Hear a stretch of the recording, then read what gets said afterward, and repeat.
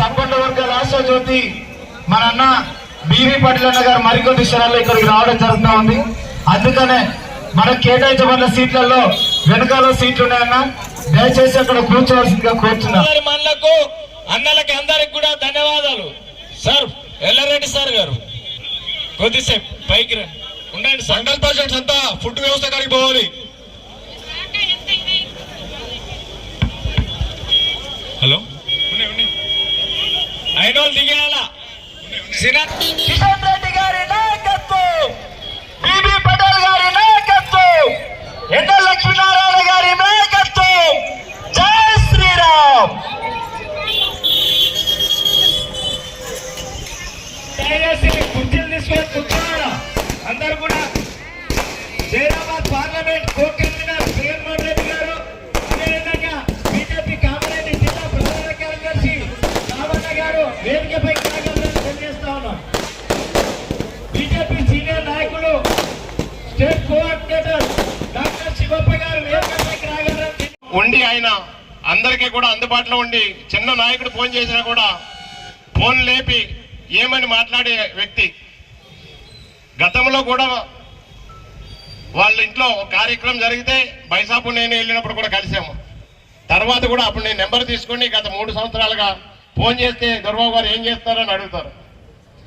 भाई साहब आप आइए, बीजेपी में फिर कबार है बोले तो देखेंगे, दूसरी बार तो आप इसमें कर रहे, तीसरी बार हम आएंगे उसमें बोल के. अब तीसरी बार जरूर आ गया, तीसरी बार अब मोदी आएगा, तीसरी बार अब बीजेपी में बीबी पटेल भी आएगा. जरूर अपन बीबी पटेल को जिताना, कमलम को वोट डाल के ఖచ్చితంగా మనం అందరం కూడా గెలిపించి అత్యధిక మెజార్టీతో గెలిపించి ఆయనకి పాదాభివందనాలు చేద్దామని చెప్పేసి మీ అందరికీ కూడా ధన్యవాదాలు తెలుపుకుంటూ సెలవు తీసుకుంటాం.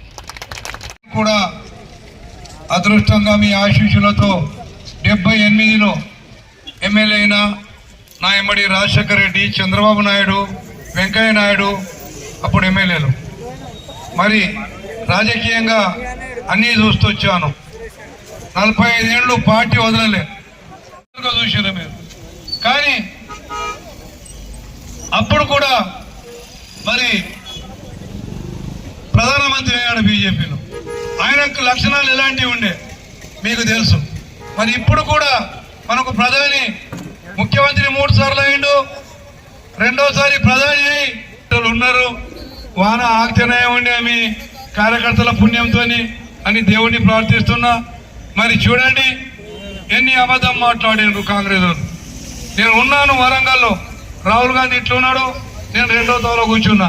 మెల్లగా రేవంత్ రెడ్డి చెవులో చెప్తూ అన్ని అబద్ధం మాటలే. ఈసారి పోచారం అయితే గెలిచిండు, ఏం పంచాయతీ లేదు పోచారంతో. పోచారంకు కూడా చెప్పండి, అయిపోయింది సార్, మేము గెలిపించినాం, మేమేం చేయాలా. ఇప్పుడు మాత్రము మరి బీబీ పటేల్ గారిని ఏదైతే కమలం గుర్తు భారత్ మాతాకి 10 సంవత్సరాల వేరే డెవలప్మెంట్ చేయాలని పార్లమెంట్లో మంచి కొట్లాడి ఏదో ఫండ్ తీసుకొని వచ్చి రైల్వేస్ కానీ, రోడ్స్ కానీ, అర్బన్స్ కానీ ఇంకా వేరే పని చేసుకున్నాం. అయితే కూడా జైరాబాద్ పార్లమెంట్ ఒక బ్యాక్వర్డ్ పార్లమెంట్ ఉంది. బ్యాక్వర్డ్ పార్లమెంట్లో ఇంకా చాలా పని చేసేటివి ఉన్నాయి. ఇప్పుడు ఒక నినాదం వచ్చింది మా దగ్గర, అబ్కి బార్ 400 పార్. తప్పకుండా ఢిల్లీలో వచ్చే గవర్నమెంట్ బీజేపీ గవర్నమెంట్. అయితే అబ్కి బార్ 400 పార్ల మేము కూడా భాగస్వామి కావాలంటే ఇక్కడ వస్తున్న వాళ్ళందరూ మంచి పని చేయాలి. ప్రతి ఒక్కరూ ఓటు వేయాలా, ఓటు వేసుకున్నాలా, అప్పుడే ఇది సాధ్యమవుతుంది. ఎప్పుడు బూత్ లెవెల్ ఒక మంచి పని జరుగుతుంది, తప్పకుండా అక్కడ క్యాండిడేట్ గెలుస్తాడు. అందుకోసానికి బూత్ కానీ, శక్తి కమిటీస్ కానీ, లేకుంటే మండల కమిటీస్ కానీ ప్రతి ఒక్కరికి చెప్పేది ఒకటే, ఒక్కరు చేసి ఓటు వేసుకుంటే తప్పకుండా తెలంగాణలో మొత్తం మెంబర్ ఆఫ్ పార్లమెంట్ గెలుస్తారు. అందరు ఢిల్లీ పోతే ఒక మంచి మెసేజ్ పోతుంది. అట్లానే ఢిల్లీలో పని చేసేటప్పుడు ప్రైమ్ మినిస్టర్ గారు ఇంత మంచి పని చేసుకోవాలి. అందుకోసానికి ప్రపంచంలో మా భారతదేశం పేరు చాలా మంచిగా చూసుకుంటారు. ప్రతి ఒక్కరు భారతదేశం కూడా చూసుకుంటారు. భారతదేశంకు విశ్వగురు అని పేరు వచ్చింది. మెటీరియల్ ఎకానమీ కానీ, జీడిపి కానీ ఇటువంటి కూడా మంచి పని చేసుకున్నాం. ఇటువంటి ఇంకా పని కావాలంటే ఇంకా ఇంకొక పారి ఫిర్ ఏక్ బార్ మోదీ సర్కార్ నినాదంతో మోదీ గారు ఇంకొక పారి ప్రైమ్ మినిస్టర్ కావాలి. ఇక్కడ కావాలంటే రోడ్స్ కావాలంటే ఇచ్చేటోళ్ళు బీజేపీని, ఎన్ఆర్జీఎస్ అంటే బీజేపీని, రైల్వేస్ అంటే బీజేపీని, ఓబీసీ అని అంటే బీజేపీని, ఈ సేవాలాల్ జయంతికు హాలిడే ఇవ్వాలంటే కూడా బీజేపీని. అందుకోసానికి ఎవరు కావాలంటే బీజేపీ ఎంపీనే కావాలా. బీఆర్ఎస్ ఎంపీ వస్తే జాయింట్ లేదు, పోయేది లేదు. కాంగ్రెస్ ఎంపీ వస్తే కూడా ఆయన అక్కడ పని చేసేది ఏం లేదు.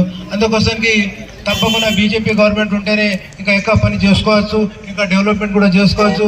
తప్పకుండా నేను మీకు ప్రామిస్ ఇస్తున్నా, మీకు ఒక శబ్ద ఇస్తున్నా, నేను రాబో రోజుల్లో కూడా ఏవో పెండింగ్ పని ఉంది అంత ఒకటొకటి చేసుకొని ప్రయత్నం చేస్తా. మీ బాధ్యత ఒకటే ఉంటుంది, రాబో 13 తారీఖు ప్రతి ఒక్కరు ఫుల్ గుర్తుకు ఓటేసి నాకు కూడా గెలిపించాలి. తెలంగాణకు ప్రతి ఒక్కరు గెలిపిస్తే ఒక మంచి మెసేజ్ భారతదేశంలో ప్రైమ్ మినిస్టర్ దగ్గర పోతుంది అనుకుంటున్నా. ప్రతి ఒక్కరు ధన్యవాదాలు. Thank you.